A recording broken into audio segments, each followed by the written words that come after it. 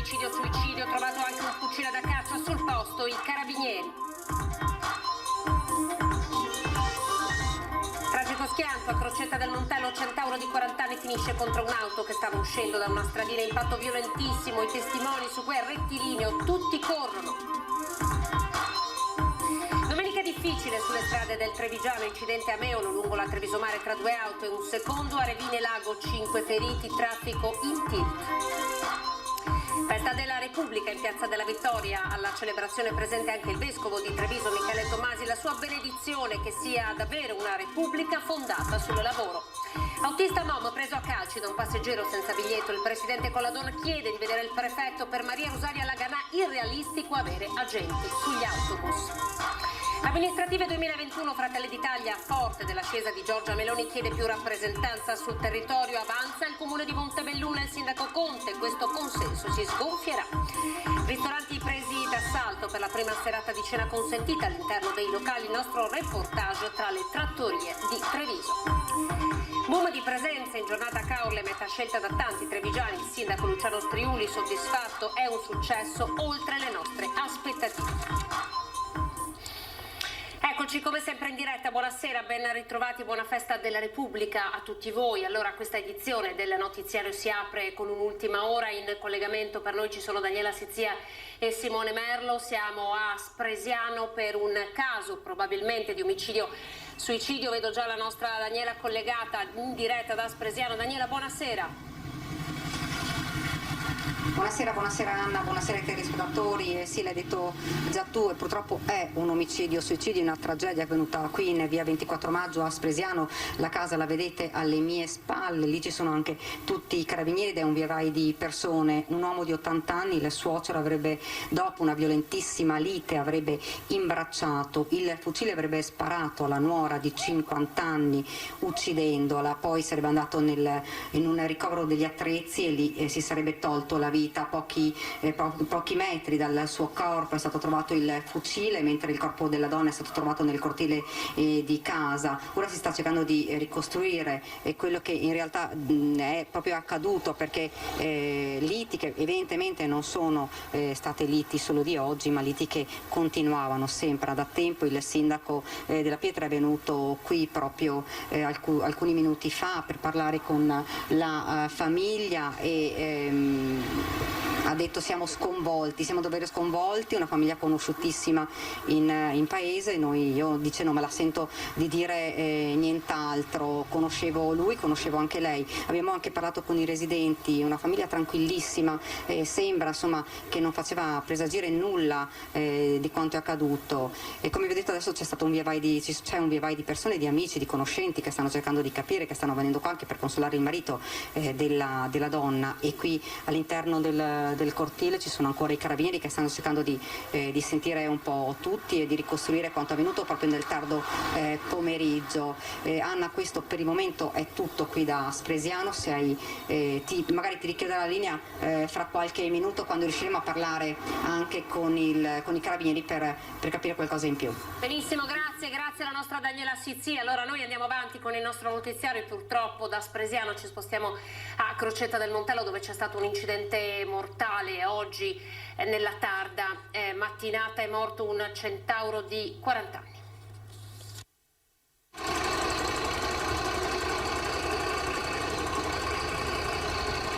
Sono le 13 in punto quando il carro attrezzi porta via la moto di Alessandro Rizzotto, 40 anni, di Carano San Marco. Via Erizzi, la lunga provinciale che collega Crocetta del Montello a Valdobbiadene, è chiuso al traffico dalle 11 del mattino, quando il centauro rimane vittima di un tragico incidente stradale in cui perderà la vita. Inutili i tentativi dei sanitari del 118 che per più di mezz'ora hanno tentato di rianimarlo. Alessandro è spirato sul posto per le gravi lesioni riportate. La dinamica è al vaglio dei carabinieri, ma quello che è ormai certo è che la moto, mentre correva lungo il rettilineo direzione Valdobbiadene, ha impattato contro un'auto che in quel momento stava uscendo da una stradina. La velocità del centauro potrebbe essere stata sostenuta perché è stato impossibile per lui evitare l'impatto. Nello scontro contro la fiancata della Mercedes, la moto è finita sotto ad un'altra auto parcheggiata sul ciglio della strada e con lei il corpo di Alessandro. Sotto shock padre e figlio che si trovavano nell'auto ne sono usciti illesi.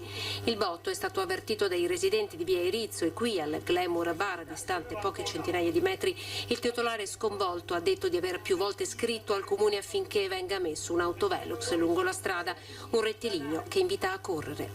Qua corrono tutti, no, ma corrono. Che limite c'è? Ma qua è una strada provinciale con limite 50 cittadino, credo che sia.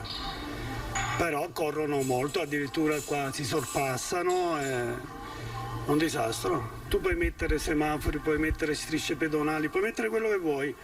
L'unica cosa, secondo me, è mettere un autovelox, fare multe a tutti quelli che trasgrediscono e basta. Ma la strada è provinciale e il comune per questo avrebbe le mani legate. Insieme ad Alessandro c'era un'altra moto guidata da una donna. Il 5 giugno Alessandro avrebbe compiuto 41 anni. E purtroppo oggi si sono registrati altri incidenti nella Marca trevigiana, tante persone in giro lungo le strade e complice anche il bel tempo. Partiamo con Revine Lago, intorno alle 14:20 siamo in via Marconi, si è verificato un frontale tra due automobili, 5 persone sono rimaste ferite. Fortunatamente tutti hanno riportato lesioni lievi e sono stati portati all'ospedale di Conegliano per essere medicati. L'incidente ha provocato però lunghissime code in entrambe le direzioni di marcia, paralizzando di fatto la circolazione lungo la strada provinciale. Ancora questa mattina un altro sinistro, questa volta tra Roncade e Meolo, siamo lungo la Treviso Mare, scontro tra un'auto e una moto. Il motociclista, un uomo di 58 anni di Roncade, è stato soccorso dai medici del 118, trasportato in elicottero all'ospedale di Mestre.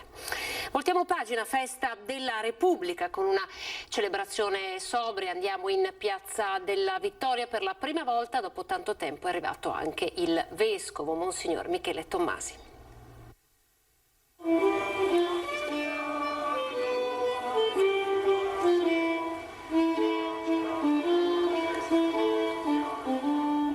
Alle prime note intonate del violino del giovane Antonio Di Alti, studente della scuola di primo grado Stefanini di Treviso, si leva la voce dei presenti in Piazza Vittoria.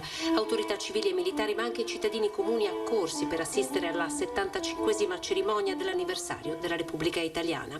L'alzabandiera, la deposizione delle 2 corone d'alloro al monumento più caro ai trevigiani, poi il silenzio d'ordinanza. Per la prima volta presente alla cerimonia anche il vescovo di Treviso, Monsignor Michele Tommasi. Possiamo dare a tutti una vita buona e dignitosa. Buona festa della Repubblica a tutti. Nelle sue parole, come in quelle delle autorità presenti, forte il ricordo per le vittime del coronavirus e la vicinanza alle loro famiglie. Desidero cogliere questa occasione per rivolgere un pensiero di affetto e di vicinanza a tutti coloro che sono stati colpiti dalla malattia nella propria persona, negli affetti più cari. E il messaggio al cuore dei suoi cittadini del sindaco di Treviso, Mario Conte. In questo anno difficile, segnato dalle difficoltà della pandemia e dalle sue drammatiche conseguenze, ho avvertito il peso di questa responsabilità. Rappresentare il tricolore, la dignità, la tutela dei diritti e la cooperazione in un momento di restrizioni, di sofferenza e di estrema drammaticità è stato ed è ancora un compito difficile, onorato per amore del territorio. Solidarietà, impegno, rispetto delle regole e principi a fondamento della nostra Carta Costituzionale siano i punti di riferimento del percorso per il rinnovamento della pubblica amministrazione, l'organizzazione del lavoro, il sistema economico, i rapporti sociali, ha detto il prefetto di Treviso. Una Repubblica fondata sul lavoro. Nelle parole del vescovo Tommasi, l'importanza di distinguere uno sviluppo fondato sui soldi e quello invece che si fonda davvero sul lavoro. È una questione ancora più importante dei soldi a disposizione, avere la possibilità che le persone possano lavorare, manifestare la propria personalità, vivere davvero come persone che lavorano, che danno il loro contributo alla collettività e alla propria famiglia. Allora, avete visto sul posto anche il prefetto di Treviso, Maria Rosaria Laganà, ha risposto di fatto indirettamente al presidente di MOM Colladon, che chiederà a breve un incontro in prefettura dopo la brutale aggressione che c'è stata ieri pomeriggio su una linea, la 132, proprio ai danni di un autista. Prima si è rifiutato di mostrare il biglietto al controllore, poi lo ha preso a calci mirando anche al volto. Un autista 59enne della MOM che ieri pomeriggio era alla guida di un mezzo lungo la linea Pieve di Soligo Conegliano è stato preso di mira da un balordo senza biglietto.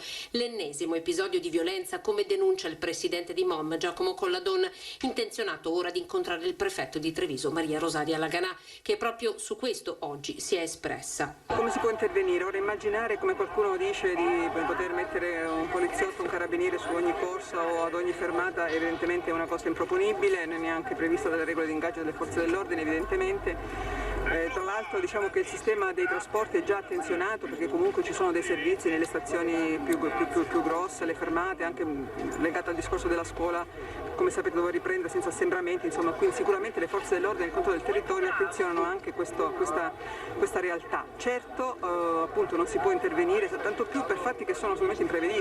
Non sarà possibile, conferma il prefetto, schierare forze dell'ordine all'interno dei mezzi. L'autore del brutale pestaggio è un 27enne di origini magrebine. La seconda aggressione, quella di ieri sulla linea 132, nella prima l'autista fu minacciato con un coltello. Alcune settimane prima il brutale pestaggio tra giovani in piazza Cima. Non c'è un problema di sicurezza però a Conegliano, secondo il prefetto il tema è più ampio. Parlare di un problema di criminalità mi sembra eccessivo, ci sono sicuramente delle criticità che peraltro abbiamo più volte affrontato anche ai tavoli, che si risolvono ovviamente con un lavoro paziente che non è fatto soltanto di forze dell'ordine ma anche di attività di tipo sociale, anche di interazione. D'altro canto il Comune anche su questo devo dire anche molto attivo e i risultati non si vedono immediatamente ma bisogna comunque crederci perché è un po' il destino dei centri di medie e grandi dimensioni che devono fare i conti con delle realtà variegate. L'autista è stato soccorso dal 118, curato in ospedale, il 27enne è stato denunciato per resistenza a pubblico ufficiale e lesioni. E proprio il sindaco di Treviso, Mario Conte, questa mattina è tornato per parlare di sicurezza su via Orioli, ha parlato anche della zona dello stadio e poi in ballo una sperimentazione per una ZTL in Borgo Mazzini. Hanno ringraziato perché si vedono gli effetti di un'azione importante da parte della polizia locale e delle forze dell'ordine in generale. 2 lettere sono arrivate sul tavolo del primo cittadino. I mittenti sono i comitati rispettivamente di Porta Altigna e Zona Stadio, nati per sostenere e difendere i quartieri che a Treviso sembrano essere quelli che di più necessitano di un'attenzione particolare della polizia locale. Entrambe plaudono la gestione dell'amministrazione che ha messo da tempo sotto osservazione le 2 zone. In ordine di tempo, ieri l'ultimo tafferuglio tra ragazzi proprio in via Orioli, dove ormai da una settimana è presente un presidio fisso della polizia locale e la via è diventata ZTL. Continuiamo ad investire sulle tecnologie in dotazione alla polizia e su un lavoro di interforze in accordo con questura e prefettura, ha detto il sindaco Mario Conte. L'obiettivo è anche implementare il personale dei vigili. A breve invece, come annunciato dal vice sindaco Andrea De Checchi, la sperimentazione su una nuova ZTL, quella di Borgo Mazzini. Gli eventi fino sostanzialmente ad oggi erano bloccati, aspettiamo la zona bianca, vediamo di mettere in calendario qualcosa per un sabato o una domenica, da lì partiamo con la sperimentazione e poi proseguiamo. E ora siamo alla politica a battibecco. Ieri sera a ring tra il sindaco leghista Mario Conte e il coordinatore provinciale di Fratelli d'Italia Giuseppe Montuori sulle prossime amministrativi. Gli alleati, espressioni di Giorgia Meloni, chiedono di poter avere un candidato per il comune di Montebelluna. Abbiamo chiesto delle posizioni di sindaci anche su Treviso, per cui la trattativa è tuttora aperta e per alcuni comuni è passata ai coordinatori regionali e al mio amico senatore Luca De Carlo che sta gestendo la partita dei comuni sopra i 15.000 abitanti, ma noi non ci preoccupiamo degli spazi che ci lasciano gli altri, sinceramente noi ci preoccupiamo degli spazi che siamo in grado di prenderci grazie al consenso dei cittadini.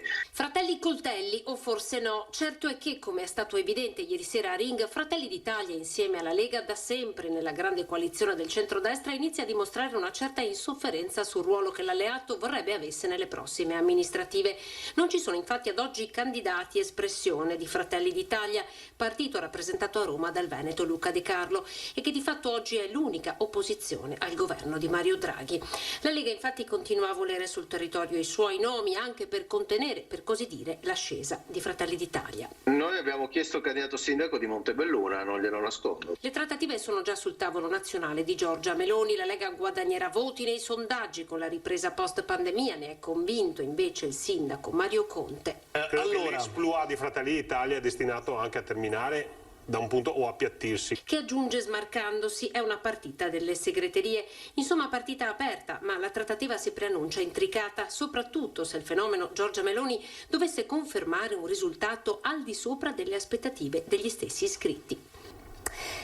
Arriva l'estate e c'è il rischio di un aumento di furti in casa. Come fare a difendersi? Ce lo spiegano i carabinieri. Con l'estate ed il caldo tornano anche alcune abitudini rischiose per i cittadini. Porte e finestre aperte in casa e soprattutto i messaggi postati sui social che annunciano la partenza per le vacanze. Ed i ladri certo non si lasciano scappare questa opportunità. C'è bisogno di tornare alla normalità e soprattutto di uscire, ma l'importante è farlo con attenzione. L'appello dei carabinieri. L'accortezza di chiudere la porta con la mandata, proprio per evitare che i malfattori, approfittando magari e utilizzando oggetti piatti, quindi le schede telefoniche ad esempio, possano inserirsi tra lo stipite e la porta e aprire la mandata. Quindi riuscire anche a chiudere a chiave è una cosa importante. Non solo. Consigli utili, oltre a quello di chiudere la porta, è quella di evitare di tenere denaro contante e gioielli all'interno delle abitazioni quando soprattutto non si è in casa, e nel caso in cui si abbia questa esigenza munirsi di casseforti, un buon impianto d'allarme e un buon deterrente, e anche queste piccole accortezze dettate anche dal non postare in maniera indiscriminata, quindi che sia fruibile a sconosciuti l'informazione, di assenza per lunghi periodi dell'abitazione.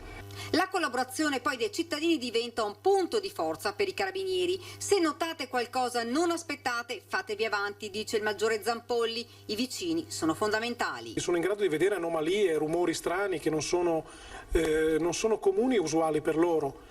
Ecco, la raccomandazione è quella di allertarci.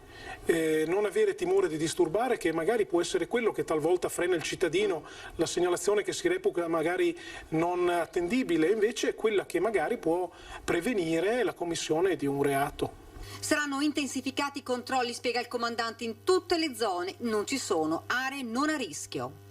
L'attenzione va posta indipendentemente dall'ubicazione dell'abitazione, quindi sia che sia in una zona isolata, sia che sia in una zona residenziale altamente abitata, anche in condominio, l'attenzione deve essere sempre alta, la collaborazione deve essere sempre attiva da parte di tutti, in qualunque zona.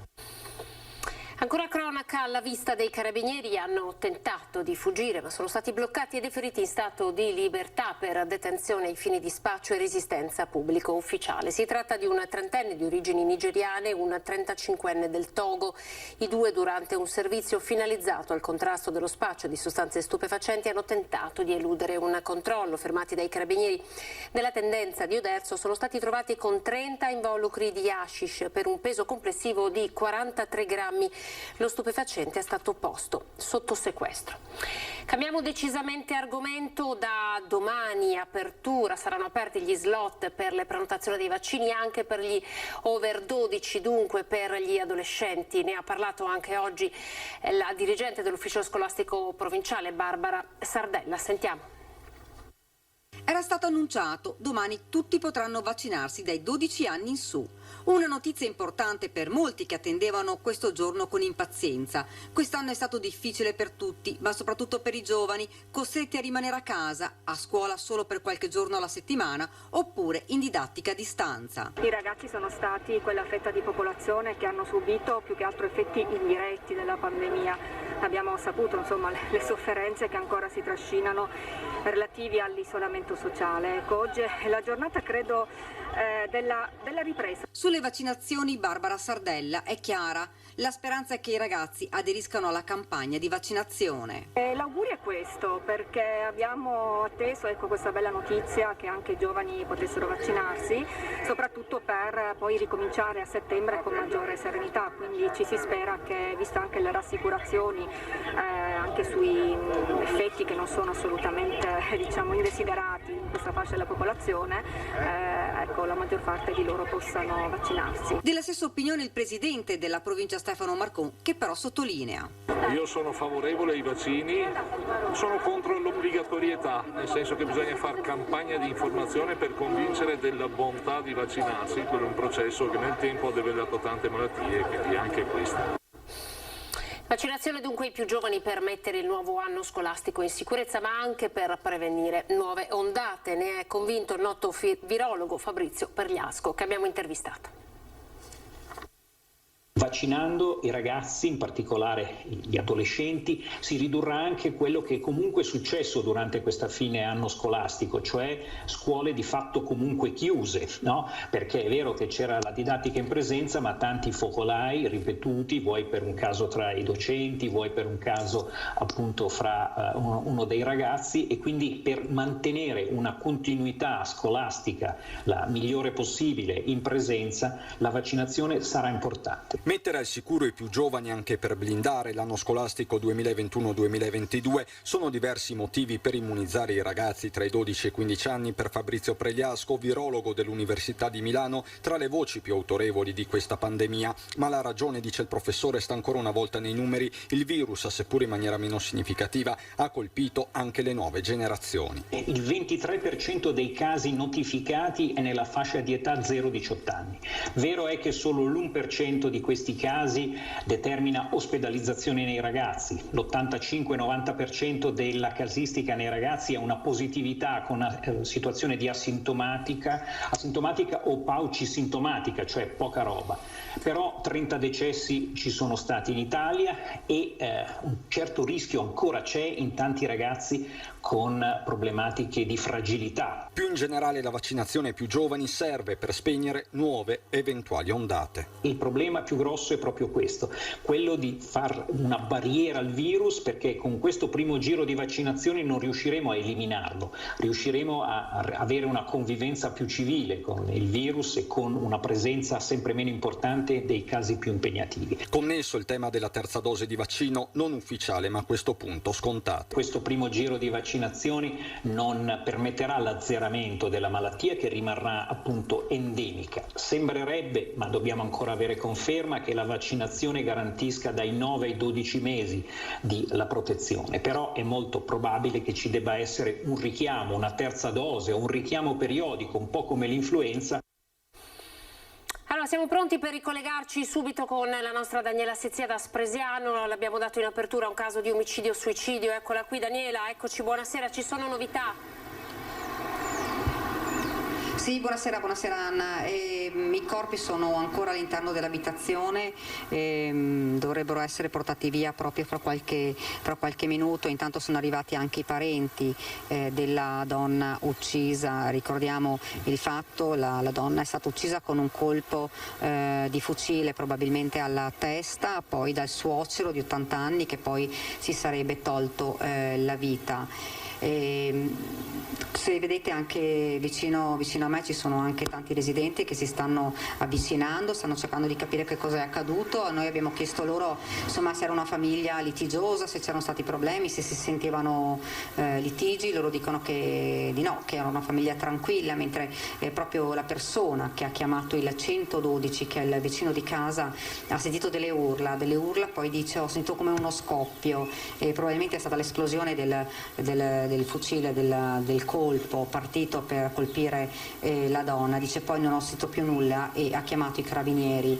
L'uomo di 80 anni, il suocero, era un appassionato di caccia, per questo aveva il fucile che, ricordo, è stato trovato davvero a pochi metri dal suo corpo dopo che si era tolto la vita. E i carabinieri sono ancora dentro, stanno ascoltando, sentendo i familiari, anche per capire la dinamica di questo litigio davvero violento, tanto da portare l'uomo ad uccidere la nuora. All'interno della casa c'è anche il marito della donna, la coppia fra l'altro della donna che è stata uccisa, fra l'altro la coppia aveva una figlia 13enne, quindi insomma è tutto ancora molto difficile da ricostruire. Come vedete anche alle mie spalle è arrivato anche il fratello della donna uccisa. Per il momento qui da Spresiano è davvero tutto. La linea a te, Anna. Grazie alla nostra Daniela Sizzia e Simone Merlo che sono sul posto. Allora noi andiamo avanti con il nostro telegiornale. Ieri sera è stata la prima serata in cui si poteva trascorrere una serata a cena all'interno di un locale. Il nostro reportage per vedere di fatto com'è andata. Pienone a Treviso, e vi ricordo che domani ci sarà un vertice al governo proprio per stabilire la questione dei 4 posti a tavola anche in zona bianca. Questione tanto contestata. Seduti ai tavoli tra chi ha scelto di rimanere all'esterno del locale, vista la bellissima serata, e chi ha deciso di tornare ad assaporare la cena all'interno delle sale. Il nostro viaggio fra i ristoranti di Treviso. Finalmente sì, c'era bisogno, assolutamente bisogno. Perché c'era bisogno? Perché si ha voglia di tornare a trovare il proprio quotidiano? Direi proprio di sì, direi proprio di sì. Una liberazione. Una liberazione. Ed è proprio questo il sentimento comune, quello di essere tornati liberi di poter ricominciare a vivere. Sedute fuori, 2 famiglie, amici, ma in tavoli separati. Perché siete rimasti fuori stasera che si poteva anche stare in tranquillità all'interno del locale? Ma perché è più bello lo scenario fuori? La suggestione, il clima gradevole lo consente, quindi la prudenza è maggiore e quindi coincide tutto. Mi è pesato stare al chiuso, mi è pesato non poter uscire, non trovarsi con gli amici, questo molto, però adesso speriamo di uscirne. Il fashion di Treviso di sera non te la toglie nessuno, perché rinunciare, stare dentro, dopo magari tutto il giorno studiare a scuola, hai bisogno un attimo di vedere anche un bellissimo paesaggio emozionante e suggestivo come a Treviso con il mulino. Nonostante il coprifuoco, i cittadini non hanno voluto perdersi questa prima serata al ristorante. Soddisfatti i ristoratori. Noi siamo entusiasti, felici, la gente risponde in maniera positiva, sono tante le persone presenti, tante che hanno chiamato perché vedere un pochino di delucidazioni su prenotazioni e posti e resto, però la gente che torna a rivivere la città, a rivivere i ristoranti, a rivivere i locali, per noi è gioia. Tutti hanno rispettato le limitazioni e le misure che continuano ad esserci. Fortunatamente la gente in questo periodo si è un po' abituata a delle limitazioni, vedo sempre di più comunque una coscienza su quello che può essere la gestione di quello che sono le vicinanze, il rispetto degli spazi degli altri. Diciamo che tutto sommato le persone sono più, tra virgolette, entusiaste di uscire, meno preoccupate delle limitazioni. Il centro trevigiano è tornato ad essere vivo ieri fra spritz e passeggiate dopo la serata al ristorante. Insomma, un assaggio di quella normalità tanto attesa e cercata. Andiamo in pubblicità.